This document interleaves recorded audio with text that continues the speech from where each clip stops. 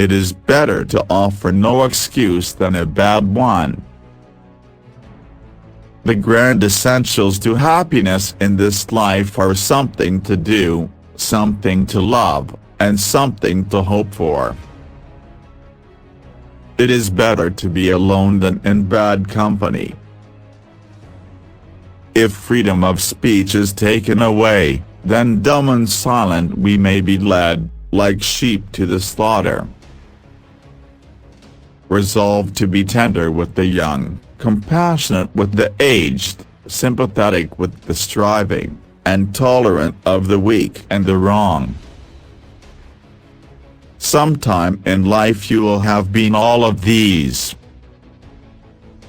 My mother was the most beautiful woman I ever saw. All I am I owe to my mother, or I attribute my success in life to the moral, intellectual and physical education I received from her. Human happiness and moral duty are inseparably connected. 99% of failures come from people who make excuses. I hope I shall possess firmness and virtue enough to maintain what I consider the most enviable of all titles, the character of an honest man. There is nothing which can better deserve our patronage than the promotion of science and literature. Knowledge is in every country the surest basis of public happiness. Guard against the impostures of pretended patriotism. Labor to keep alive in your breast that little spark of celestial fire called conscience.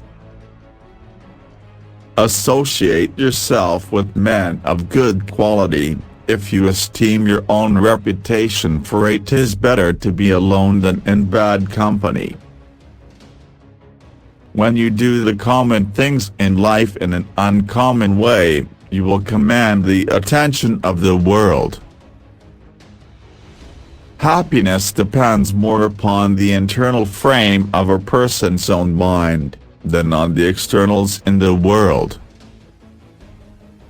I love to think of nature as an unlimited broadcasting station, through which God speaks to us every hour, if we will only tune in. Experience teaches us that it is much easier to prevent an enemy from posting themselves than it is to dislodge them after they have got possession. The harder the conflict, the greater the triumph. Worry is the interest paid by those who borrow trouble. The turning points of lives are not the great moments. The real crises are often concealed in occurrences so trivial in appearance that they pass unobserved. Education is the key to unlock the golden door of freedom. To encourage literature and the arts is a duty which every good citizen owes to his country. I conceive the knowledge of books is the basis upon which other knowledge is to be built. Paper money has had the effect in your state that it will ever have, to ruin commerce, oppress the honest, and open the door to every species of fraud and injustice. Where are our men of abilities? Why do they not come forth to save their country? Start where you are, with what you have. Make something of it and never be satisfied. Learn to do common things uncommonly well. We must always keep in mind that anything that helps fill the dinner pail is valuable. Be courteous to all, but intimate with few, and let those be well tried before you give them your confidence. To persevere in one's duty, and be silent, is the best answer to calumny. Discipline is the soul of an army. It makes small numbers formidable, procures success to the weak, and esteem to all. We should not look back unless it is to derive useful lessons from past errors, and for the purpose of profiting by dearly bought experience.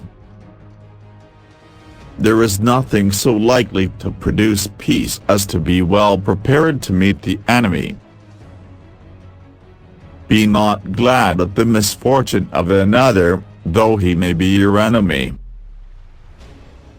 The great rule of conduct for us, in regard to foreign nations, is, in extending our commercial relations, to have with them as little political connection as possible.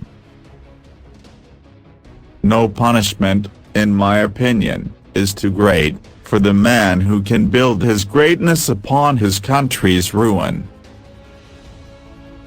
I hold the maxim no less applicable to public than to private affairs, that honesty is always the best policy.